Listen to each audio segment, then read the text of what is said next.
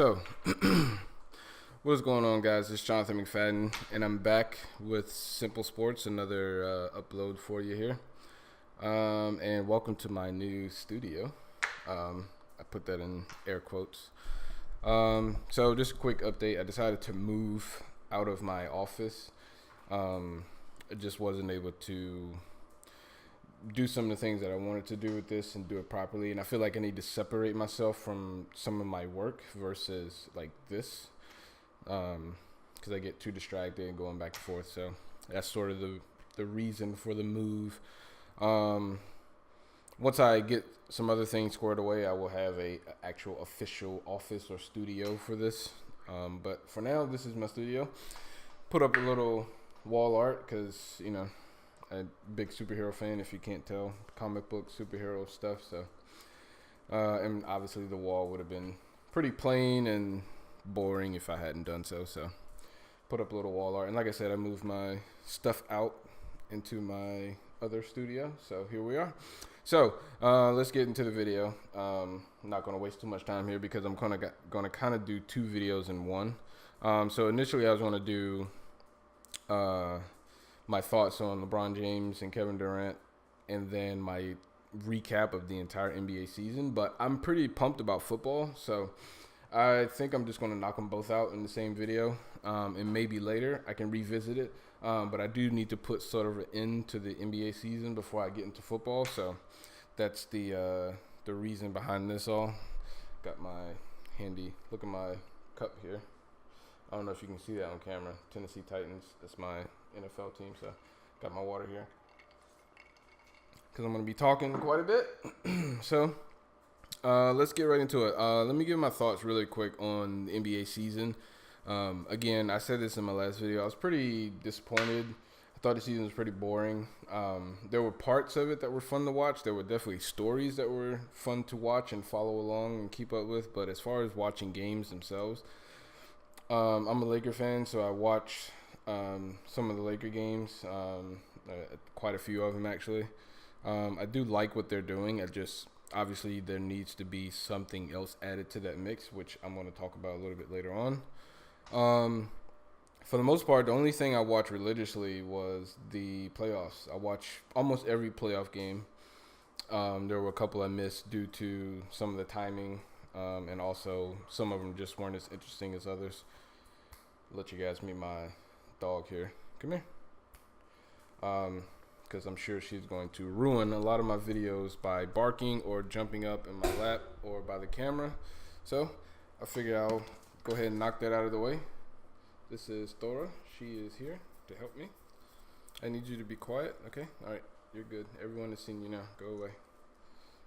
That means go away. No, you can't talk on the mic. There you go. No. There you go. Okay, cool. So, NBA season. Again, I thought it was fairly boring. Nothing excited me really. The finals were very underwhelming. I would have been much happier if it had gone 7 games, been a little more competitive, but it went as pretty much everyone expected and predicted. So, it is what it is. That's really all I got to say about the NBA season. To me, it's almost like it didn't happen. It was like pretty much the Warriors signed Kevin Durant and they became champions. Let's move on to the next year. I really don't have much to say about it. I think Westbrook does deserve the MVP. It is a regular season award. Bring this a little closer. It is a regular season award, and I get it. Obviously, I think LeBron James is the MVP of the league, but if you're taking away off the court impact and economic impact and all these outside of basketball things out of the equation, at the end of the day, for an individual, Russell Westbrook had the most impressive year for an individual. He averaged a triple-double. You couldn't get a triple-double in your backyard if you were playing by yourself. So, it's nothing to sneeze at. I get all the arguments against it, and I don't necessarily dispute any of them, but it's hard for me to say LeBron James was the MVP. Now, if you want to say James Harden or maybe Kawhi Leonard, I'm willing to listen to those arguments, but not LeBron James. He didn't have the best year, and it you have to take into account the team he's on, what he's surrounded with, and what their team finished. And they went 500 over the last 46 games. I can't really reward that, I guess. Now, obviously, they did better than the Thunder did, but again, you have to take into consideration all the circumstances. And Thunder are a one-man show, and I get it. It's not necessarily the prettiest to watch all the time and all that other stuff, but he had the best season for an individual, so that's the way I look at it. So that's out of the way. I don't want to dwell too much on that. I do want to get to the meat of this whole video. So let's talk about LeBron James and Kevin Durant. Now, I'll talk about KD briefly because I want to spend the majority of my time on LeBron James. But KD, again, as I said in my last video, I'm happy that he won the title. I didn't want him to be another Charles Barkley or Dan Marino, like one of these all-time great talented players that didn't win a title in their respective sports. And it was definitely looking that way, at least for a while, especially after the 2012 series, and after they blew the 3-1 lead to Golden State. I genuinely didn't think that if he stayed there, they would have won a title, especially considering that the Thunder had Golden State before Golden State did. If you look at the talent on that team, especially the one that went to the finals, compared to, obviously you have to look at where those individual players are now, and if they would have meshed together for that long, maybe not, but it's hard to ignore that they had those players on the team, and they're all gone now. So let's talk about LeBron James. First of all, let me give a little backstory. I was never a big fan of LeBron. Ever since he came into the league, as I said in the beginning, I'm a Lakers fan, so obviously Kobe was my favorite player. And it wasn't until I got older and looked into other things besides what I'm physically seeing on the court that I became a fan of LeBron James, especially some of the stuff that he does off the court. Now, on the court, I still think there are some things that he needs to work on, but it's hard to not be a fan of the guy, especially off the court. On the court, he is amazing. He's great to watch. He's a fun show to watch. Obviously, you want to go see him, and I pray that, before all is said and done, I can actually go see him play live. Especially considering I didn't get to see Kobe play live or any really. Actually, I haven't been to a professional game ever, so that is something that's on my bucket list. But I do want to say this, and I was thinking for a long time, if I could compare LeBron James to another professional athlete, specifically one that's currently playing, who would he be for me? And I came to two people, okay? And it's going to sound a little crazy at first, but I want you to hear out my explanation. I think LeBron James and either Peyton Manning or Aaron Rodgers. And the reason I think that, it has nothing to do with personality or anything like that. I'm strictly talking their sport, so football or basketball. Okay, obviously LeBron James is off the court far more impactful, I think, than either of those. But on the field or on the court in their respective sports, I think they are all a lot alike, and here's why. Those three, and if you want to limit it to Rodgers, I think would be the easier comparison. But since they're both playing, so let's look at those two, Rodgers and James. This is how I think they're alike. Now, I think in football it is harder to win championships than it is in basketball. So let's discount the championships as far as the number that they have, right? If you look at Aaron Rodgers and LeBron James, a lot of people think Aaron Rodgers, for the amount of talent he has in his body, he has vastly underachieved in his sport. And I think the same thing about LeBron James. Like, listen, he, by the time his career is over, will hold a lot of, if not most or all, like major statistics. He's already the leading playoff scoring leader. He will finish, if not first, and I don't know the exact numbers off the top of my head, but I'm sure in the top 5 or top 3 in rebounds and assists, as well as I guess regular season or all scoring. And those are kind of the main ones. And it's you would think for someone, a lot of that has to do with where the game is and how the game is played, and I get that. That's fair. And you can make that argument. So that's another knock against LeBron, I guess, is if you want to say, well, yeah, he's a leader in this and he's a leader in that and yada, yada, yada, I get that. But it does have to do a lot with how the game is played, and that's fine. That's fair. But at the end of the day, he's still the leader or up at the top, right? For someone to hold that many records or is going to hold that many records, to be as dominant as they are just on TV and in the regular season, for them to only have, and I say only, but Rodgers only has one Super Bowl. And since that Super Bowl, he has a fairly average playoff career. LeBron James, take aside the amazingness of what you're seeing and just look at the raw numbers. Look at the wins and losses. That's what it's all about, right? It results. And I don't care if you put up 60 points. If you're losing, you're losing. It may be great to watch, and you may go down as the best scorer in NBA history if you're averaging 30, 40, 50, 60 points a game. But if you're losing in the finals, what does it matter? It's great to watch, but and that's the knock against people like Russell Westbrook. If I'm going to pay to go to a game, I want to see that guy play. But if I'm paying to build a team to win championships, I'm not so sure I'm going to pick that guy. And that's how I look at Rodgers and Peyton Manning and LeBron James. It's like, with all the talent that you have, this, again, and I don't want to minimize what they have done, but it's like, compared to what they could be or should be, in my opinion, it's minimal. And I was looking at some in-depth statistics over the finals. LeBron James, largely in the fourth quarter, was absent. I think in Game 1, he was 1 for 4 in the fourth quarter. Game 2, he was 1 for 1. Game 3, I don't remember. And let me pull it up. I emailed myself the numbers because I was looking at this at work. And it was mind-boggling to think that someone that talented is just kind of meh in the finals, especially in the fourth quarter. It's crunch time. It's like people want to throw out all these numbers. Yeah, he averaged a triple-double for the first 3 quarters of the game. And in Game 3 and 4, in Game 3 especially, when the game is on the line, it's like if you make a couple of plays here and there, now instead of going down 3-0, you could be 2-1. And if you still win Game 4, you're going back to Golden State tied 2-all. And that could be obviously a huge swing in the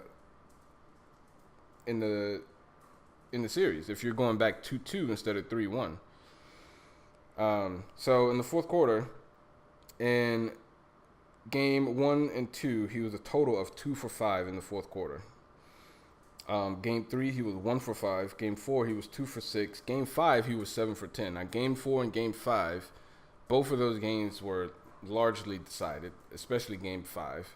Game 4 was kind of in the balance, but for the most part, it was decided already.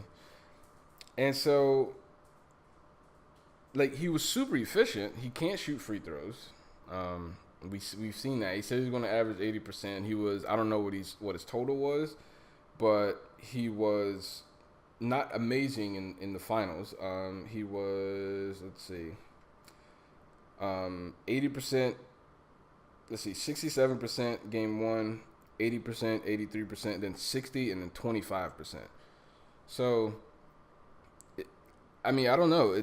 I don't know if maybe fans just don't bother to look at these things, and maybe that's true, and that's fine if that's the case.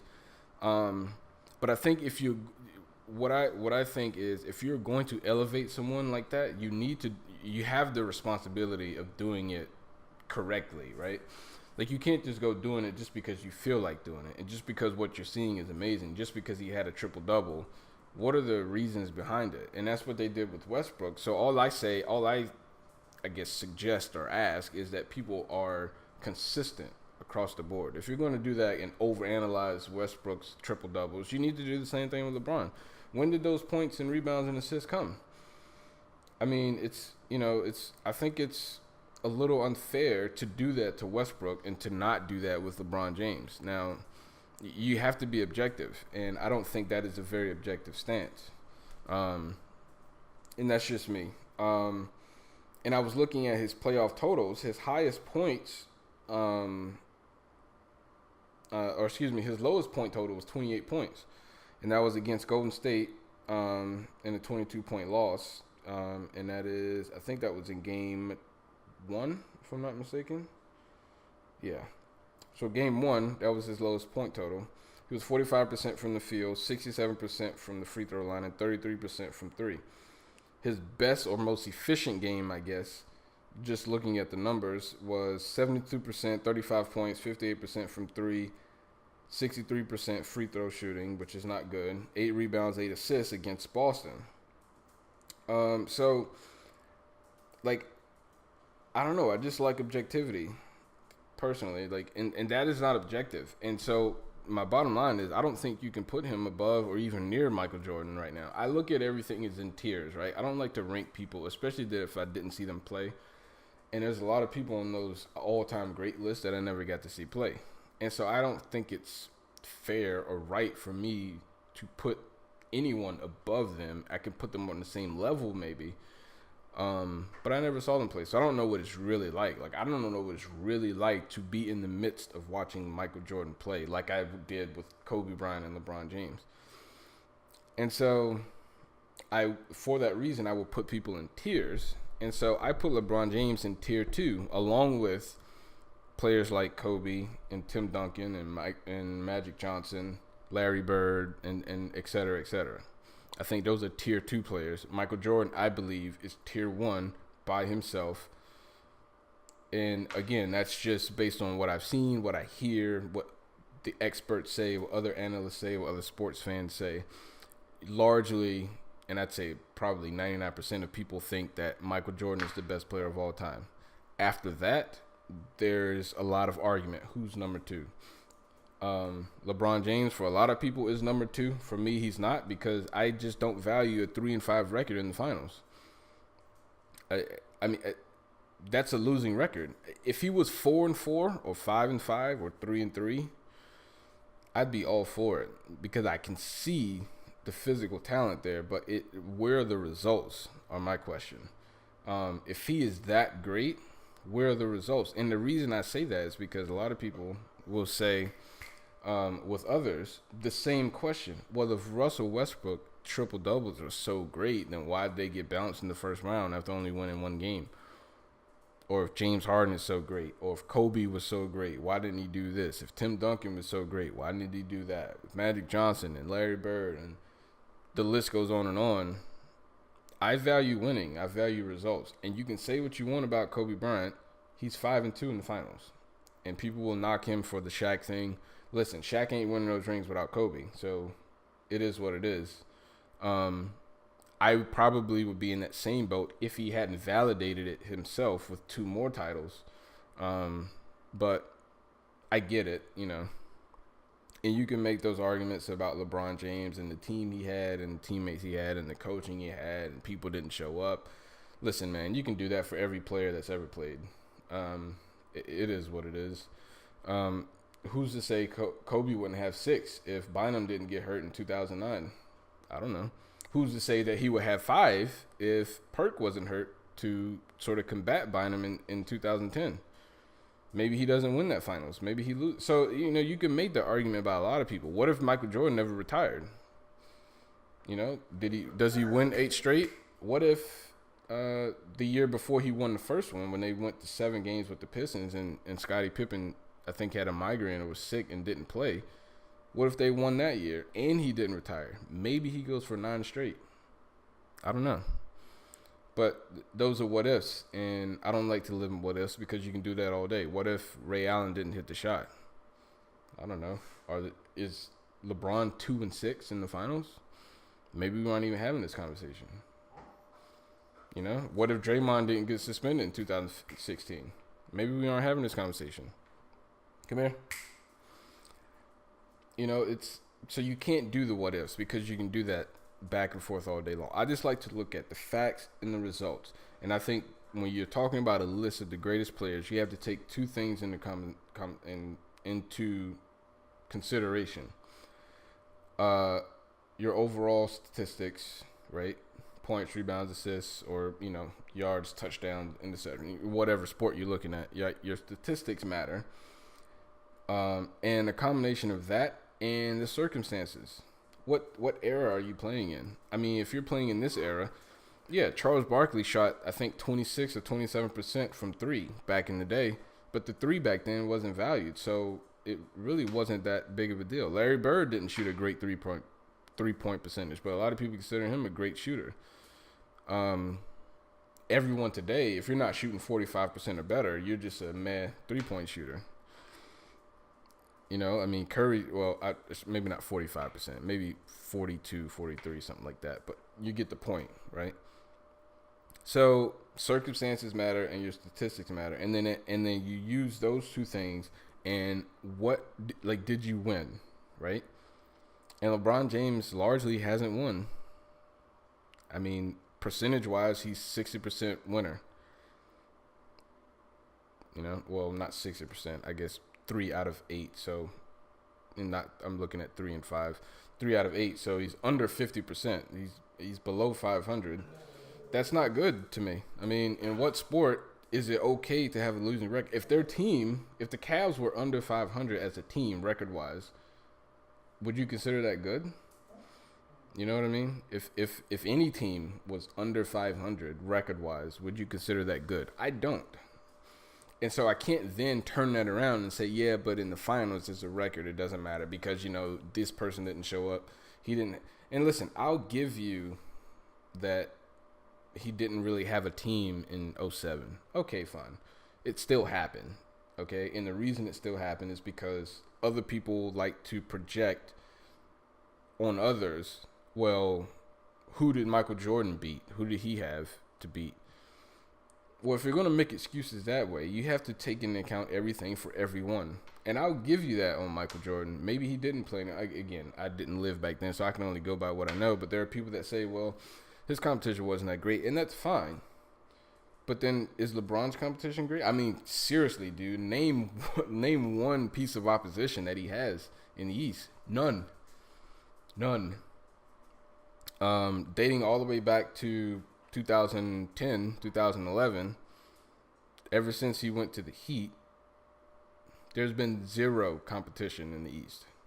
So I don't like to do that back and forth because you can do that all day. Give me the stats, give me the circumstances. Let's talk about those things and come to an agreement. Because statistically, LeBron James is going to go down as probably the best basketball player ever.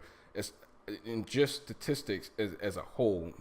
Maybe not in just points or just rebounds or just assists, but as a whole, I mean, what is he? I have his career numbers here. His career numbers are 28 or 27, 7 and 7. Like that's good. Like that's really good. That's all-time great. Field goal percentage 50%, 3-point 34%, 74% from field. His efficiency field goal percentage effective field goal percentage is 54%. PER 27.6. Like it's hard to argue with that as numbers, like an Aaron Rodgers, like a Tom or like a Peyton Manning.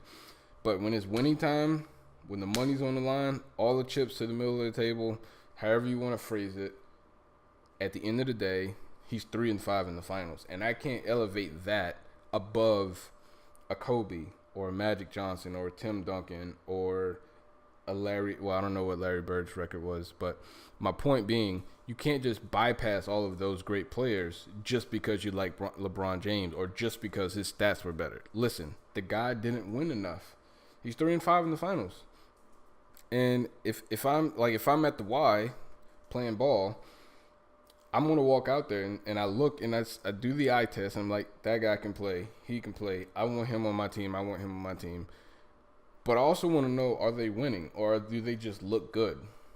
And there's a lot of in-depth statistics. I think Chris Broussard pointed out one where Kyrie and LeBron dribbled the ball like 100 times more than the entire Warriors team over the course of a game.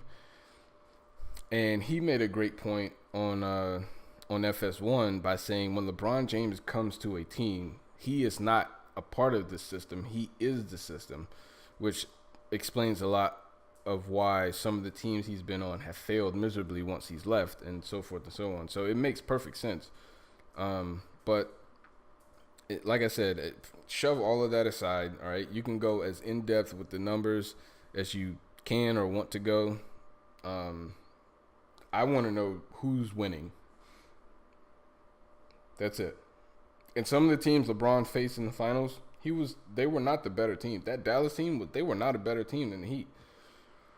Now you could argue that it was the Heat's first year, and that's fair.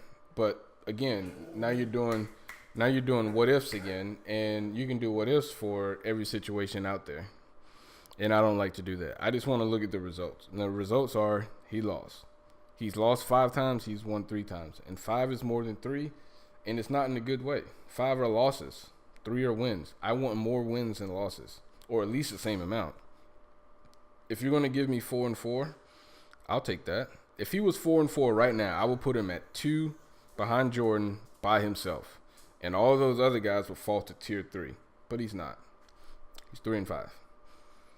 And I like, if you want to do like a point system, and you can say, well, he got 10 points for having so many points per game, 10 points for rebounds, and 10 points for assists.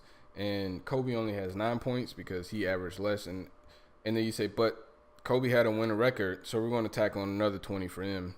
And LeBron had a losing record, so he has to, like, I just, like, wins and losses matter. That's what you play the game for. You don't play for who got the most points, rebounds, and assists. I want to know who won. And he's 3-5 in the finals. So that's it for me for the NBA. I will say today was, and if you're around at the end of this video, today was very big in the news department for the NBA. Celtics and Sixers made a trade. There's reports that the Celtics are trying to land both Jimmy Butler and Gordon Hayward. But then I also saw reports of the Celtics trying to land, the Cavs trying to land Jimmy Butler. So that's still up in the air. I personally don't think there is a move out there for the Cavs to make that will put them over the edge of Golden State. I think Golden State is that good. Maybe the Cavs can make it a 7-game series by adding to Jimmy Butler, but that means they also need to keep everyone they have on the roster. But in any event, that's it for this video. That's it for the NBA. I may do another video down the road if any like big news happens, but by and large, this is going to be it. My next video will be straight into football, straight into the NFL. I'm going to do my first 2 videos are going to be the preseason rankings and predictions, I guess. I'm going to talk about all 32 NFL teams, and I'm going to rank my top 25 for college football, and also talk about who has a chance to win title in their respective sports. But I'm pretty pumped for football. I somewhat enjoyed the season for NBA, but by and large, I was pretty disappointed. But yeah, I'll see you guys in the next video. Stay tuned for that sometime later this week. Social media info is in the description, so go check that stuff out, and I'll see you guys next time. Peace.